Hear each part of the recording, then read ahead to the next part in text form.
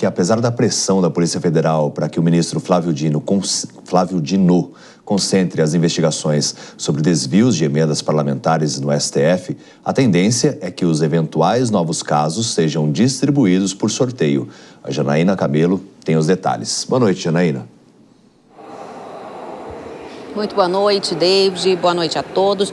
Pois é, isso está sendo analisado pelo presidente da Corte, do STF, o ministro Luiz Roberto Barroso. Inclusive, já tem outros processos, outras ações que estão relacionados a emendas parlamentares, mas não estão com o Flávio Dino, estão com outros ministros. Mas um caso recente, David, acabou gerando uma certa polêmica ali entre o STF e a Polícia Federal, que é com relação àquela investigação da Polícia Federal sobre um suposto esquema de desvio de emendas parlamentares que foram enviadas para Bahia. E aí esse caso acabou caindo no Supremo porque envolve um deputado federal, com foro privilegiado.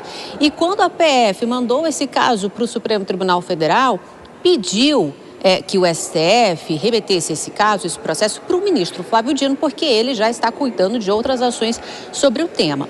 Na ocasião, o ministro Edson Fachin, que estava na presidência do STF esses dias agora por conta do recesso judiciário, ele é o vice-presidente, ele disse que não havia necessidade de remeter esse caso para o ministro Flávio Dino e acabou decidindo pelo sorteio na distribuição, e no sorteio esse processo caiu nas mãos do ministro Cássio Nunes Marques.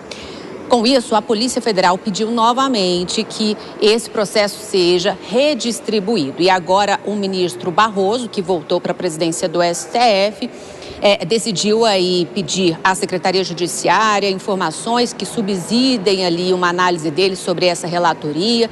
Diz que depois que receber essas informações vai pedir uma manifestação para o Procurador-Geral da República também sobre esse caso.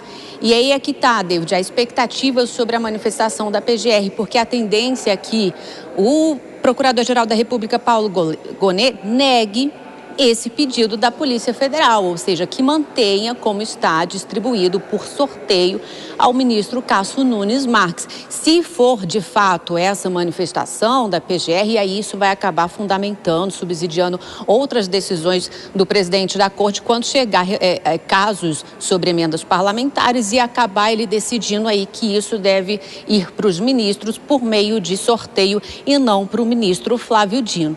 Só relembrando esse caso específico sobre o desvio de emendas parlamentares na Bahia, a gente inclusive deu muitas notícias aqui na Jovem Pan sobre esse caso que está gerando essa polêmica ali no STF.